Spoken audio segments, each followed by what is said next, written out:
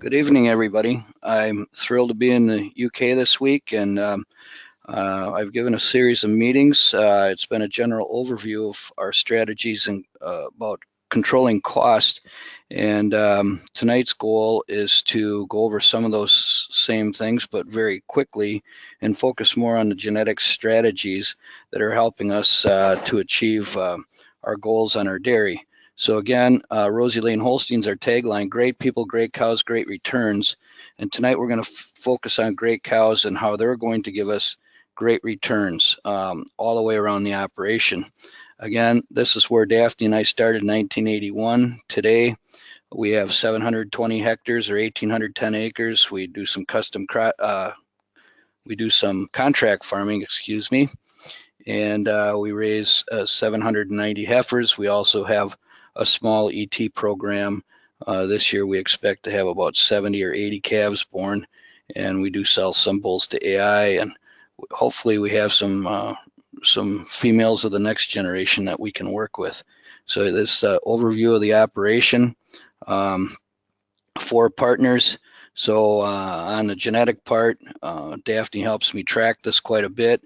And Jordan on the left, my goal is to put the 1,100 best cows I can in front of Jordan and his staff of people to make their lives easier and to make the herd more productive and to lower cost. To widen margins, that's really the goal here.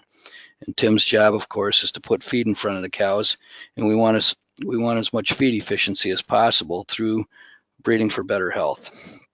The overriding goal of the operation: 1.7 liters of milk for 1 kilo of dry matter for total mixed ration fed to the cows. And as I talked a lot about this week, the different things that go into this, tonight we're going to focus on genetics and how that is, I believe, the difference between being average and being great. So how are we using these genetics? My goal, again, is to get as many of the best cows I can in front of these people so that they're easy to milk, they milk fast, they give high components, they calve easy, and they don't need treatment. So Julio in the center, my goal is to have Julio with not much to do with his feet up on the desk, and really looking for something to do, because the cows are totally healthy and breed on 1 or 2 services and calve on their own. Here's a picture of the cow I think is a great cow. We've really made a focus on reducing frame size and body weight in our genetic program. So you can see the results here. This is what I consider to be our best cow. She happens to be our highest net merit female, milking, and more wide than tall, gains weight easy. It's what you can't see about this cow that makes her great.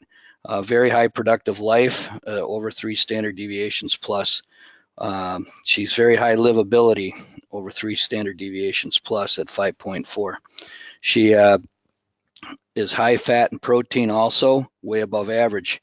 She has great calving ability and calving ease. She has a very low ranking, or very good ranking, on the number of dead calves that she would be expected to have born from her, with the breed average being around 8 and her being around 3.5. So again, this is the kind of cow we strive for, because these cows fit in the stalls, have mobility, are easy to milk, and teats hang straight down, not crossed, not too wide. So these are the kind of cows that fit any system, whether it be grazing, robots, block calving, conventional parallel parlors, herringbone parlors, you name it. These are the kind of cows that can fit in any system around the world. So if we do this, have great genetics, we're going to have great returns to the environment, the community, and our team. So one of the things, I believe genetics is a long-term solution. One of the first things I learned at the university in George Shook's genetics class was that all populations breed toward average. Our goal is to find the population outliers and use them to move the average up.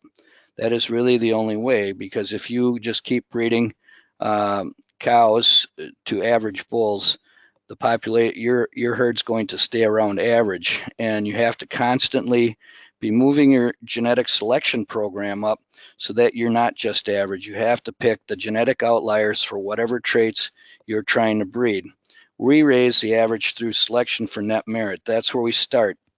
We try to pick bulls on the U.S. system that are net merit greater than $950, and then we want to use dairy wellness profit also, and we like to see bulls over $1,100. That's not always possible, but that's what we're trying to do.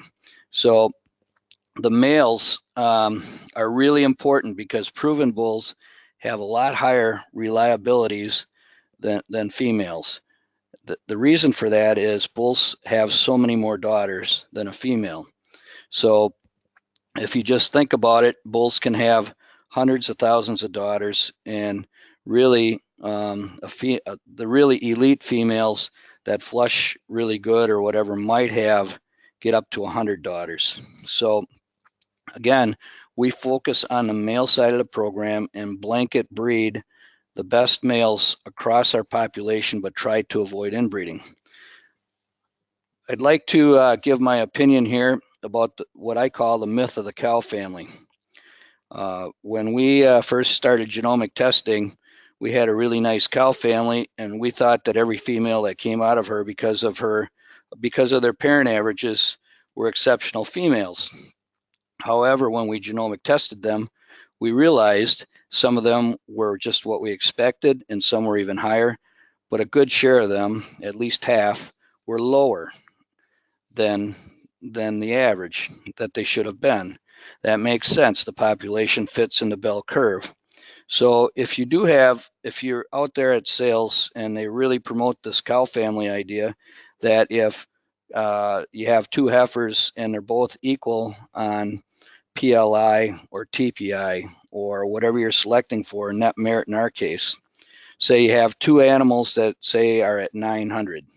One's out of a cow family that's easily recognizable, and you just name your cow family, and then one's out of a cow family you never heard of. Those animals are actually equal. The cow family does not influence, does not make them higher or lower.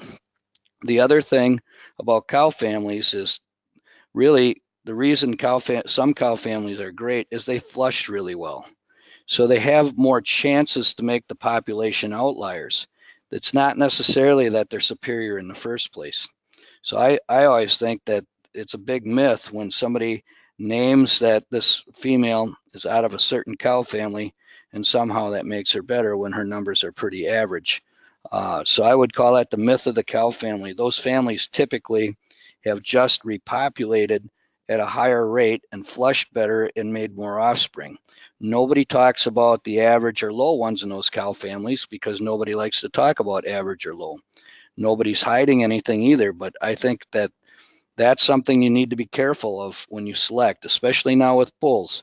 Just look at the straight up numbers. Have confidence in the straight up numbers, because that'll help you also in another area. A lot of these bulls are out of the same cow families and have the same lineage. You can avoid inbreeding by trying to find some other outliers that have the same kind of production and health goals that the ones from the good cow families are. So be careful about the cow families. I think it's pretty much a myth, and it's really good for advertising and sale managers, but it doesn't necessarily translate into profit for all of us. So set your goals, whatever they are. I think it's really important to set goals. For us, we want really high net merit animals, and I'm going to show you the results of our program by selecting for different traits like productive life, daughter pregnancy rate, somatic cell count, net merit dollars, fat, protein, calving ease, and then I'll show you the result of what it's done for type over the years. I have some really nice slides coming up with some graphs that are off our Holstein website that compares our herd to the breed average on the animals that are born. So we always try to use the 2 or 3 best bulls that meet our needs. And These are the list of bulls kind of in order of how we used them in general by age, going back all the way to 1981. We milked a lot of bells. We had a 70 cow herd and 50 were bells. Then we used Black Star very heavily. Leadman, Manfred, Old Man, Ramos, Shottle, a great bull from here. Freddie, Super Sire, and Delta. Joe Super and Frazzled. You notice that the last 4 bulls are super related. So we have to be careful going forward that we find bulls that complement them, but don't increase our level of inbreeding. So, and you also notice that as information becomes available, we have to breed away from haplotypes and recessives. Bell had Blad. Leadman, HH5. Old Man had HH3. Ramos was a brachyspina carrier. Shottle, HH5. Then you can see that since genomics came out and we started exclusively using genomics and having more information, we're able to use bulls that don't have those haplotypes. They might have haplotypes or recessives that haven't been discovered yet, but we're not knowingly using those because those have a big impact on how many cattle do not carry their calves all the way to pregnancy. Especially HH5 is especially prevalent in the breed right now. So you have to manage that and through genomics. So HH5, for us to use a HH5 bull, it would have to only be in the flush program, and the bull would have to be just absolutely spectacular on every other trait, because we certainly don't want to have any more HH3, HH5 brachyspina in our herd. So again, the sire stack, use great bulls, you're going to get great cows. Now I'm going to talk about how what these strategies have done. We had very strict selection standards since 1992. We bred for productive life instead of type. We feel that to get our margins higher, we need to have high producing cattle, but we need to have cows that resist lameness, resist mastitis, last longer, breed easier, calve easier, and move on and get the 5th and 6th calf. As I talked about last week, 2 weeks actually now, that's our goal. So you can see the results of our goal here. This is on TPI, what I call tall, pretty, and fertile. Fortunately, that's a marketing tool, and so our cattle are competitive even on the TPI scale, even though we totally ignore it. It does have a correlation to a pretty high correlation to net merit, but there are some differences that we're going to look at. Again, amongst the bulls that are high TPI, we selected bulls that were very high on production, and you see that here on the slide on net merit, that's a huge difference. Our okay, back in females born in 2009 were below 200 net merit, and the breed average was below 0. And I know the base keeps moving, but this really shows if we're accomplishing our goal. You can see now in the year females tested in late 2018 and 2019, or 2018 here, they average 750 net merit when the breed average is around 300. That's a huge advantage. In other words, our cattle can be expected to, the animals born in 2018 can be expected to create $400 a cow more in their lifetime than a breed average cow, because that's the difference between the breed average and the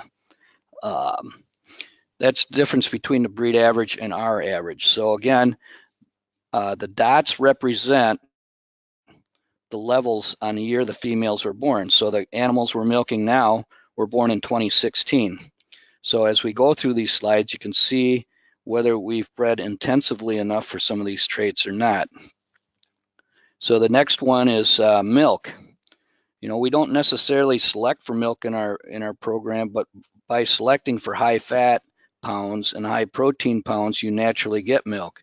So I don't select for milk or against milk, but I select more for fat or protein. But because we're selecting for high fat and high protein, our cattle are superior in milk production.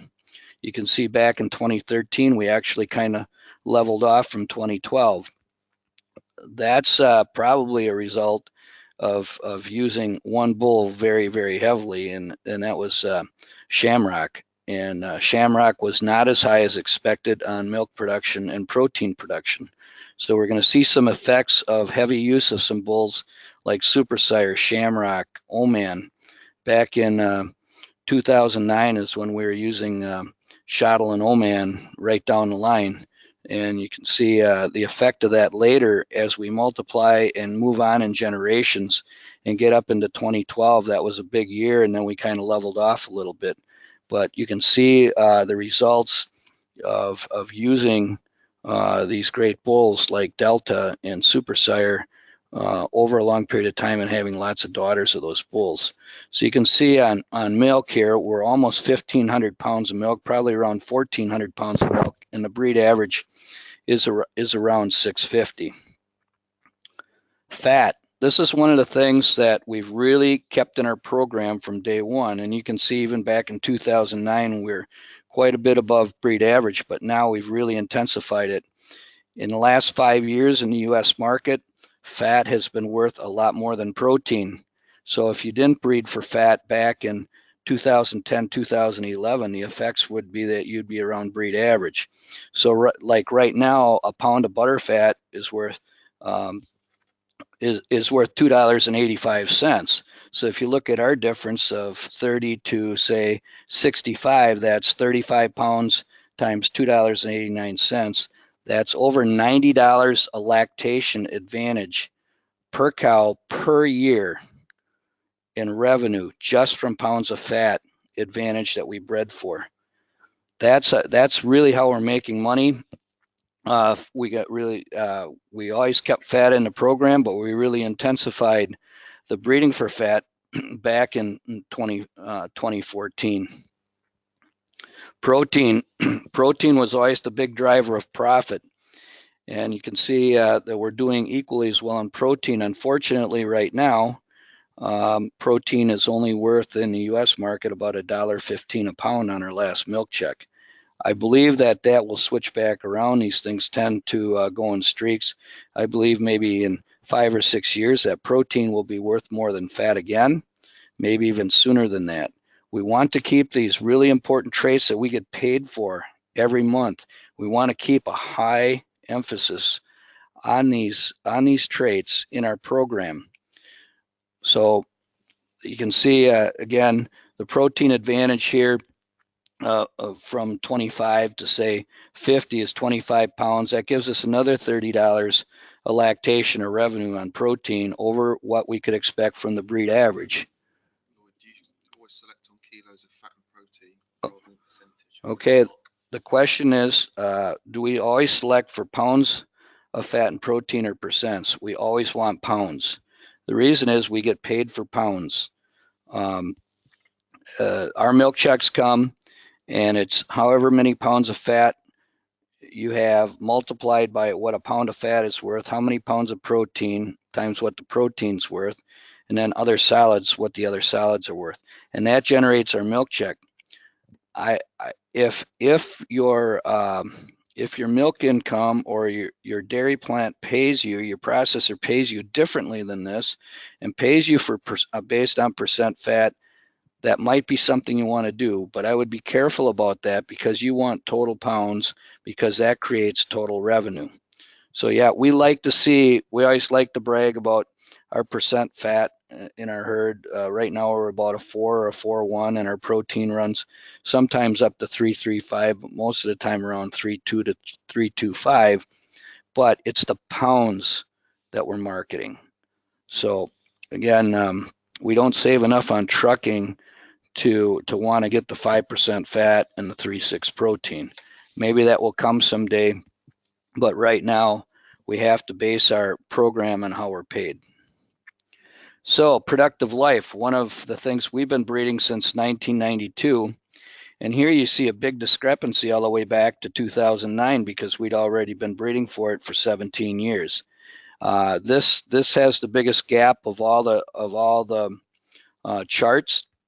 And today, our females are averaging 6 on productive life when the breed average is about 2.4. So we really focus on this trait. Why do we focus on that trait? Because we want these cows to go into fourth and fifth lactation.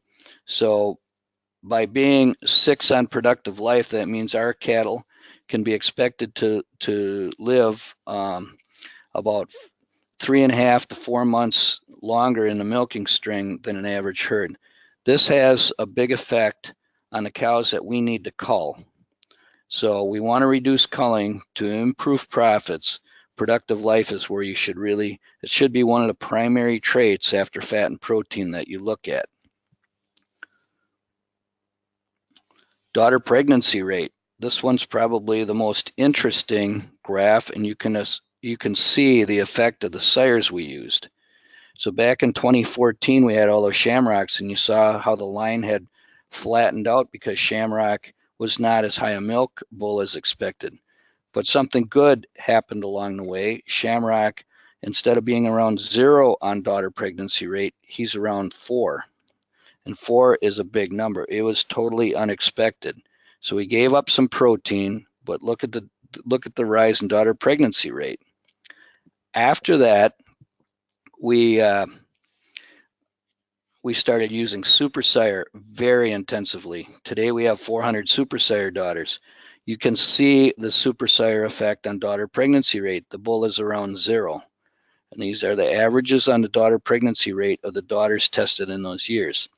We got into 2016, I saw what was happening, and the super sire daughters, we used a little less of him, but now we brought back daughter pregnancy rate, high DPR bulls back on the super sires and all the cows, and we're higher right now than we've ever been. So daughter pregnancy rate is critically important. The leading reason of culling in the United States, and I believe all over the world, is open cows. So intensively breeding for this trait will serve you well, because that's the most limiting factor to getting cows up into 4th, 5th, 6th, and later calvings. And that's where your milk is going to, the most milk is going to come from per cow.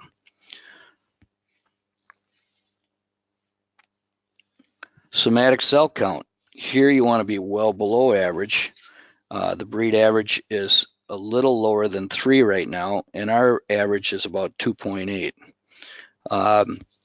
Again, somatic cell count, while we want a low somatic cell count, the new trait we don't have enough information on is mastitis resistance. We don't know what, we don't have a graph to show, unfortunately, the mastitis resistance. But you can also see in 2014 the super sire effect. He was a higher cell count bull than we had been used to using. And so that had an effect in raising the somatic cell counts on average of those females over that time period that were born in 2015 and 2016. I always say you have to pick your poison. We always look at the population we have, and we try to improve it. We use super sire to improve the production traits like fat and protein, especially. And he is a high milk bull. Unfortunately, the two negatives about super sire is that he is pretty average on daughter pregnancy rate, and he's above average of the kind of bulls that we like to use. But again, you have to look at the big picture and find bulls that complement your population. So again, the somatic cell count well below breed average. Type. This is interesting. We're well below the breed average on type, and have been. You can see the Oman effect back in 2009. Now, while Oman is lower on type, we see that type and productive life on this, and at least in our herd, do not have a very good correlation. And the less we breed for type, the more productive life, fat, protein, daughter pregnancy rate, and the lower our cell count goes. So while we don't want ugly cows, type in the population you can see has been over-selected for. And if I could pull up a graph on stature, it would even be a wider gap, because as you breed for more type, you're going to increase stature because of its effect on udder composite, because of the effect of udder composite. If you choose high udder composite bulls, you're naturally going to get cows that are taller. That's not necessarily what we want in our herd. We want average size cows with a lot of width. Is there a danger of breeding milk out of cows if block calving herds continue to benefit it? Okay, the question that came up is, do we have, is milk going to go down if we intensively breed for daughter pregnancy rate? Now with genomics, you know, because in the past it's been thought that the high daughter pregnancy rate bulls were high in fertility because they gave less milk. Now with genomics, we can find population outliers that can do everything. I think what you want to do is pick for improvement in all these traits. If you have a very fertile herd right now, you can probably use some higher production bulls. If you have high production, but you're really suffering on fertility, and your genomic tests show that you're below average on daughter pregnancy rate, that's what you need to do. So my recommendation is to look at your population, look at where these animals have to be improved on a daily basis, or on a yearly basis. So in our case, daughter pregnancy rate, I'm going to go back here. Daughter pregnancy rate is one of our strengths. And while we have decent production, we can bend into that a little bit and maybe stay with bulls that are around 3 on daughter pregnancy rate, and even improve milk a little bit more. So I would say no, you do not have to sacrifice production by breeding for daughter pregnancy rate. Now that being said, if you're going to use a bull that's over 7, some of those bulls do not have as high a production on, if you choose bulls over 7 on DPR. So type, again, we sacrifice some type, but look at all the things in the last couple slides. Look at the advantage we got by sacrificing this small amount of type. Okay, udder composite. Again, you see the line separating at the top, and you see that we had a big separation at the bottom. Oman was not a really great bull when we look at linear udder composite and the linear traits on udder. Although you can see the shuttle effect that when we used shuttle and Ramos on the Omans, our genetic udder composite did go up. Unfortunately, those kind of bulls made them taller. Okay, even though we kept the strength in the equation, these bulls tend to make taller cattle when the udder composites go up. You can see up at the top now, again, Super Sire is not considered to be a great udder bull. He's not a bad udder bull either. And you can see his effect that we actually have spread the gap between us and the breed average on udders.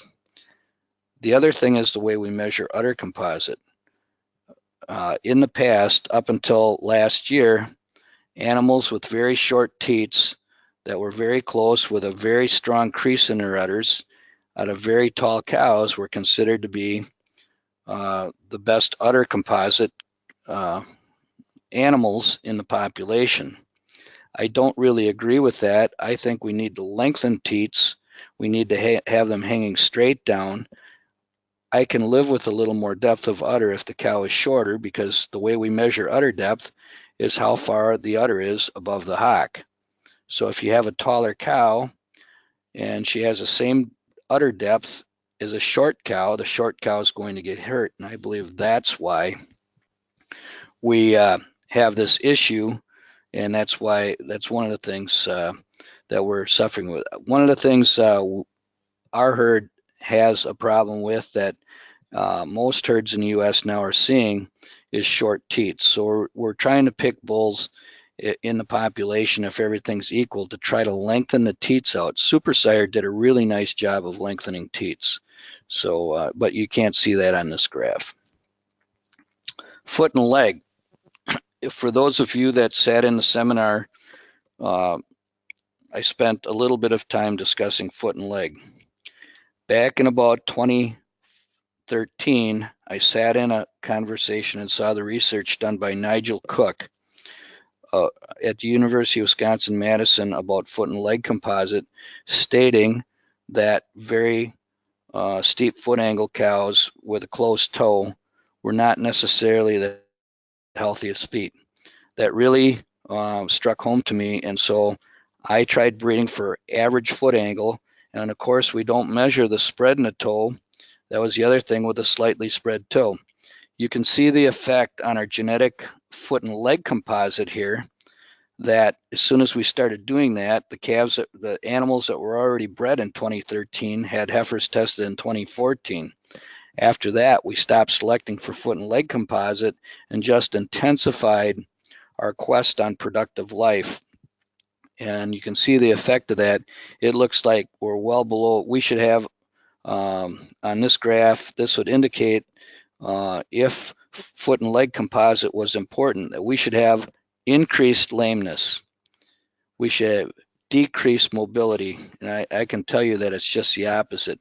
We have actually decreased our lameness and increased our mobility, even though our foot and leg composite's down.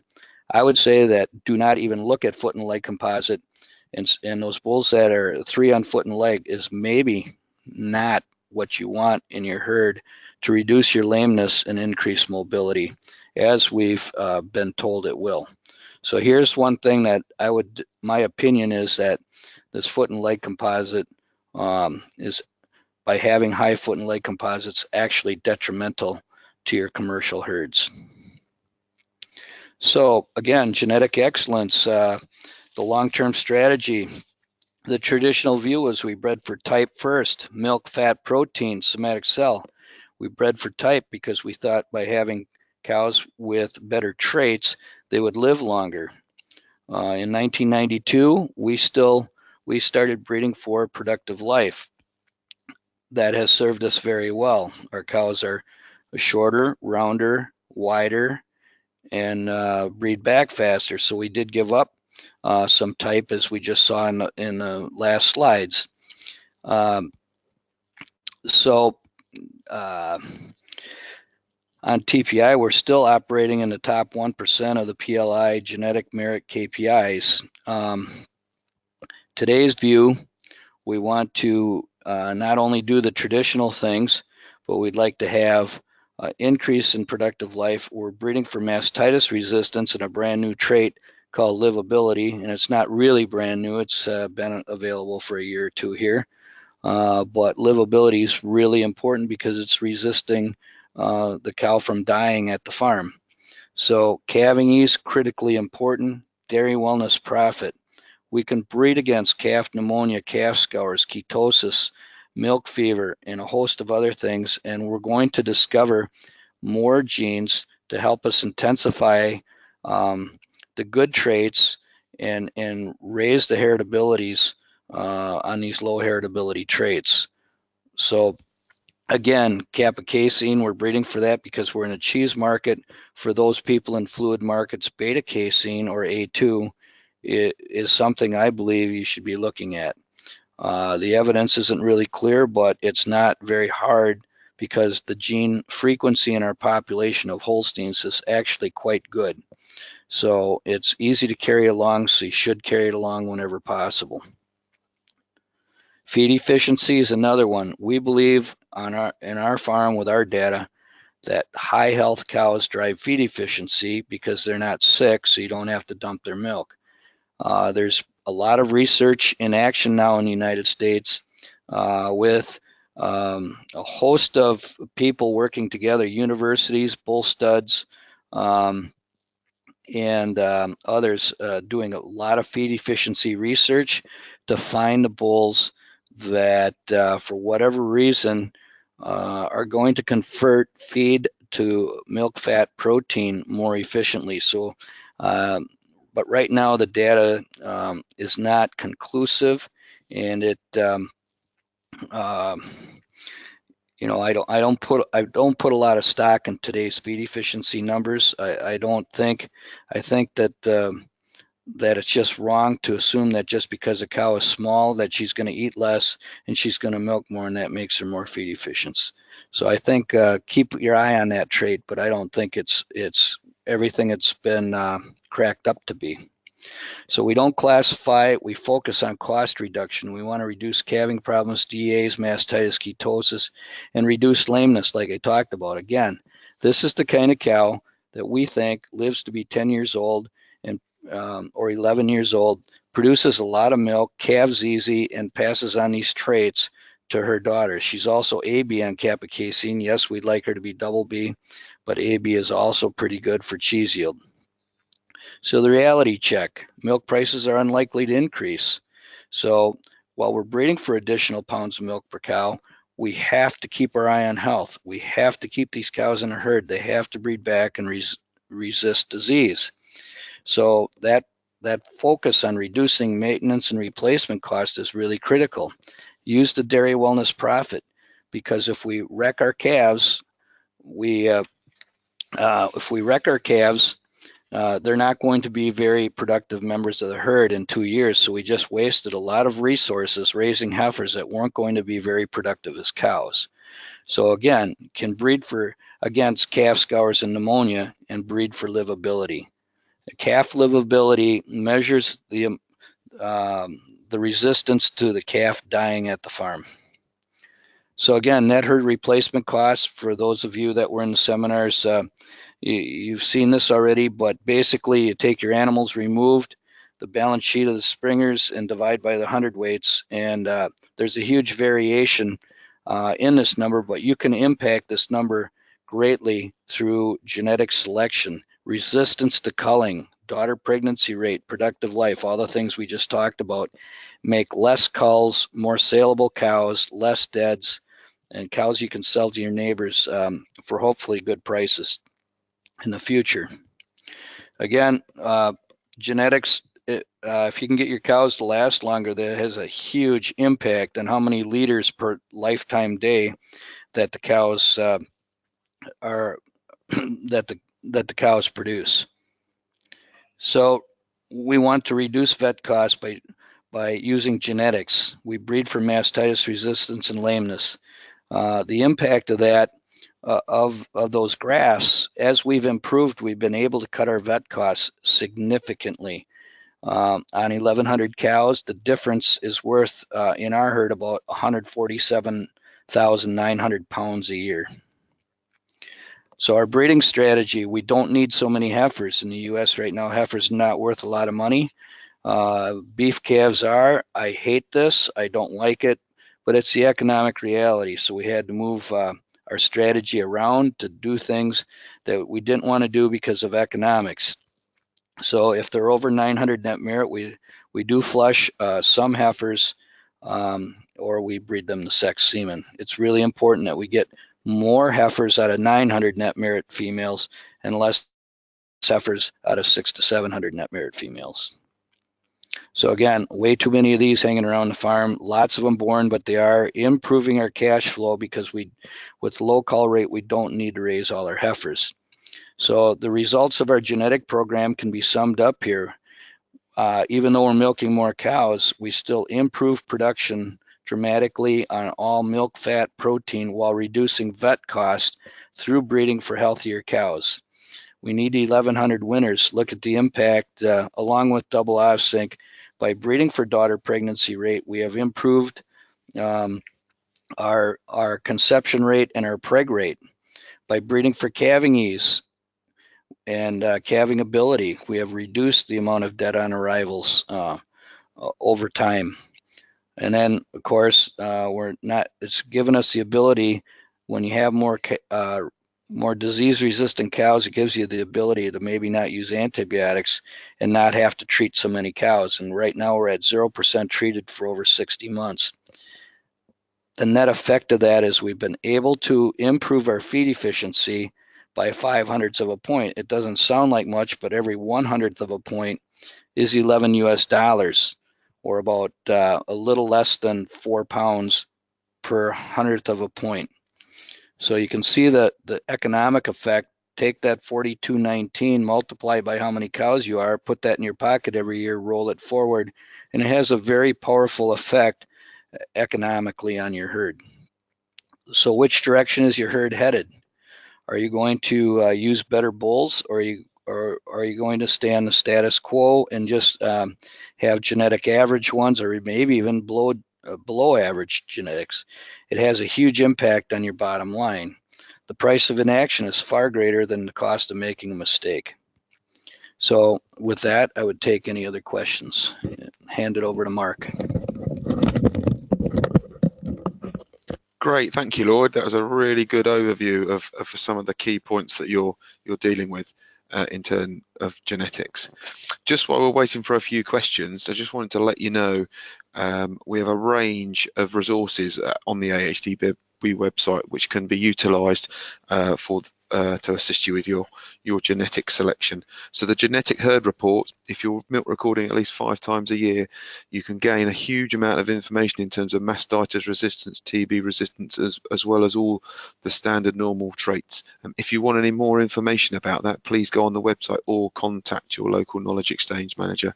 We've also got the heifer rearing calculator, cost calculator, which can help you assist with the costings of your heifers, and also with Farm Bench on its way for dairy. There'll be a great opportunity to benchmark not only your dairy sector but also your enterprises such as your arable, your lamb, your beef, and things like that. Also, if I can just remind you, the presentation has been recorded this evening, so if you want to watch it back or go through a key point, we'll go from there. However, let's look at the first question.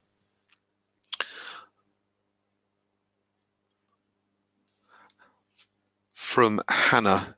I know you don't select for type, but is there an individual trait particularly that you select for within your breeding? Yes, we want we don't want cows to be too little, but we don't want them very big. So I choose bulls that are around 0 on stature, but I want the strength to be more than the stature. I noticed one of the other questions is about chest width, that PLI punishes chest width in the formula. I don't personally agree with that. I've always liked cows that had a lot of strength and power. I think that brings more balance, and that those cows do better in stress times, like when they come in heat. It just gives them more balance to stand up to the rigors of living on concrete their whole lives. Do you use any European sires? The question is, do we use European sires? Yes, we'll pick the bulls from wherever we want. Shottle and Ramos and Super Shot. Super Shot's a bull I didn't mention before. We're milking about 40 of his daughters. Have been tremendous assets to our program. Ramos, of course, was born in Germany, and Shottle and Super Shot in the UK here. We have also used, from Holland, we used Celsius back in the old days, and he was a tremendous bull. He was one of the first bulls that they looked at and had great genetic markers for kappa casein and other things. So yes, we'll use the great bulls are where you find them, and so we do like to look at European bulls right along with ours. It's a world market, and every country has good bulls in their populations. What bulls are you currently using? The bulls we're using 4 bulls for almost all the services. The first bull is a bull we've had success with over the last couple of years. He actually is going to get a proof real soon here, and his name is Frazzled. He's a Joe Super Son. Very, very high calf livability traits and very high production, not so strong on daughter pregnancy rate. His son Future, a little better version of the same things on health, maybe not quite as extreme on production, so we're using him. A bull named Samsung from Genex, and it will be available through Genex and Alta, I believe.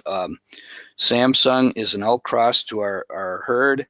Double B kappa casein, very high pounds of protein and pounds of fat, but very low milk. So somebody looking for pounds and percentages, Samsung is a very well-bred bull.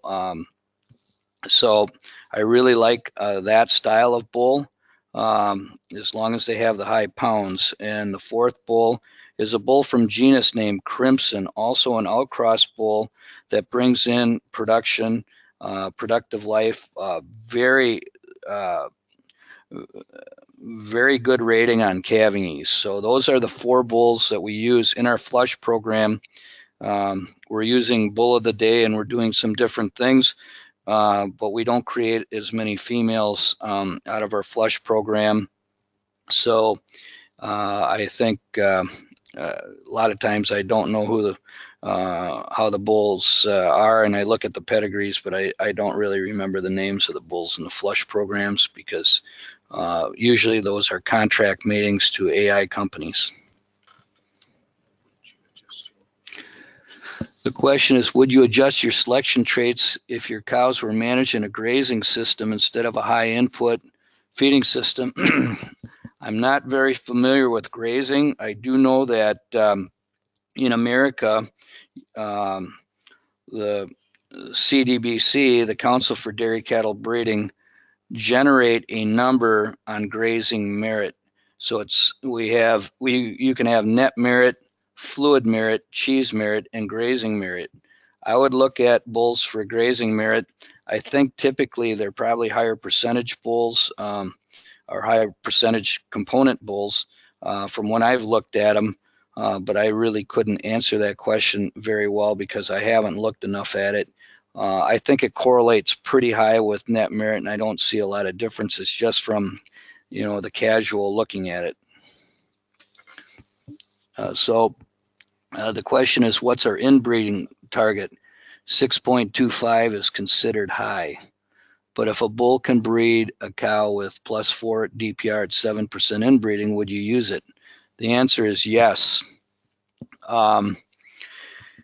It's interesting, the AI companies, some of them are taking part of their population and trying inbreeding experiments, trying to get some inbred lines, and then they cross them. And the early results of that, when they cross the inbred lines, are actually achieving very good inbreeding numbers. 6.25 is not a very high number. I believe the Jersey breed is around 9 or 10 now. Our inbreeding has increased, and I am concerned about it. On the other hand, inbreeding will reduce performance a little bit. However, the bulls we're using are so extreme that using a lower bull to try to limit the inbreeding would be less successful than using a higher bull and suffering a little bit of inbreeding. I would say last I looked at our inbreeding average, we're around 8%. So it's higher than the 6.25 that the person thinks is high. I guess the lesson here is you don't want it to start hampering the performance of your cattle. First place it shows up is in calf health, and the second place it usually shows up is in reproduction. So, are there any traits that you wish there was an index for? I wish they would rework the foot and leg composite to reflect what a healthy foot is. And so that's one area. I think in the future we're going to develop traits that have to do with yogurt production, cheese production, butter production, and we're going to find genes and indexes that are going to be more defined so that we can use those kinds of traits to improve the product on the farm that we're selling to our processors.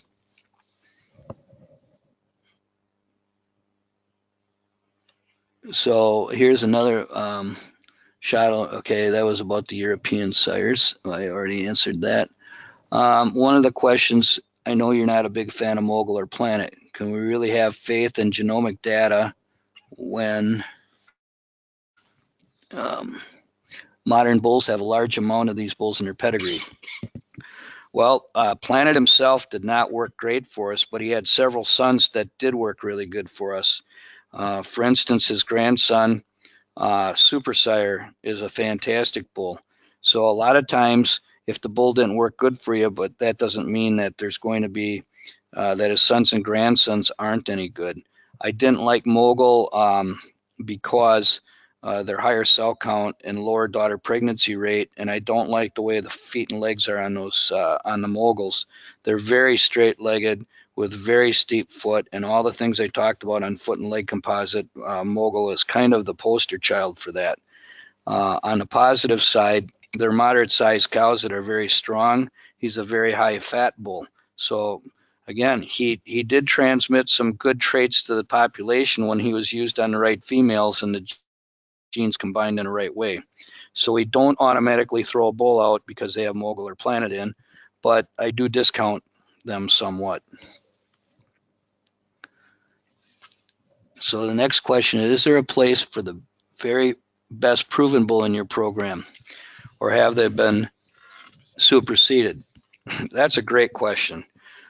We always look at these bulls, if they're still competitive, if their net merits are still, and daughter or dairy wellness profit traits are still amongst and still up in the top 20 of the genomic bulls. A bull like Super Sire, he held on a long time. A bull like Oman was #1 net merit even after genomic bulls came out. We're going to keep using them until they're not competitive anymore, and then we move on. So yes, we used Freddie a long time. We used Super Sire a long time. Those are two good examples of where we did use the bulls a longer period of time because they're exceptional proven bulls, and they're still very, very, very competitive. So which bulls from your herd should we look out for use in the UK that have Rosy Lane traits? There's a bull that I believe ST will market here named Howl. Also, a bull that is at Genus is a bull named Spock. Spock is very high fat. You probably have to protect him on the daughter pregnancy rate, but we are milking some Spock daughters. They're exceptional young cows. So I believe that he should have a proof. If he doesn't have a proof, I haven't looked lately, a daughter proof, and I believe that they're going to be pretty good. In the past, there was a bull named Alta Barney that was heavily used in the UK, and I talked to some producers this week, and I hope they weren't just being nice to me. They said they really liked the Alta Barneys. Long-lived cows that are the kind that we've been breeding for, more moderate in stature, with exceptional mobility, pretty good udders, and really high fat and protein. So here's another question. A lot of people in the UK scrutinize bulls because of their type composites. Type, udders, legs, and feet are not high enough. How important do you think it is to look at the actual linear breakdown of a bull? Well, you're asking that question of a guy who doesn't like to breed for type. I would rather take other traits and sacrifice a little type. The reason I can say that with confidence is I believe that type has been over-selected for in the population, and the AI companies are not marketing you bulls that are going to be really horrible on type where they get to the point that they're not functional. So if you have functional cows, the next step is that's really a baseline. You want functional cows, but anything beyond that is kind of wasted if you're sacrificing some of the other more important traits like fat, protein, productive life, and daughter pregnancy rate. The last question is a really great question. Are there sires that you wish you had used more of? Yes, there was a bull at Select Sires named Monarch. He ended up to be in the top 20 proven bulls at one time. I don't know where he is now, but Select Sires did cut his throat. I think they had semen quality issues with him or something, and he was a little lower on type. He was a twist son, and the bull, I think his rating is around 6 on daughter pregnancy rate right now. Amongst our top 25 genomic heifers, 15 of them have Monarch in their pedigree. He really brought the health. He really brought the daughter pregnancy rate. We have a lot of old Monarchs in the herd. They do not call out. He's a great bull. His foot and leg composite, interestingly, was not very good when we used him, but they literally, do not go lame. They have low cell counts. They're mastitis resistant. I think that was a bull that the breed needed more of. So with that, I'll hand you back to Mark. Great, thank you, Lloyd. A huge thank you for everyone for listening, and apologies if we didn't answer all the questions. We've had absolutely so many coming through. Just a couple more things before I wrap up. If you've enjoyed what Lloyd said, we're really fortunate enough to have another fantastic international speaker over in the UK later on in June 19. Dr. Jim Reynolds from the Western University will be over to deliver a campaign on valuing the returns from high welfare systems. Please keep an eye on the website for more information. As mentioned earlier, if you'd like a bit more detail on the AHDB genetic herd report and the SCI, new SCI index and the autumn block calving index, please look at the website or talk to your local KM. All I need to say now is a massive thank you to Lloyd, and there's one special message coming from Lauren, Taylor and Daphne, which would be a many happy returns for tomorrow on his 61st birthday, where Lloyd will be delivering his last meeting at Gatwick Airport in the sunny south to finish a full 2-week campaign of 17 meetings across the UK. All I have to say now is good night, thank you, and we're signing off. Speak soon. Bye.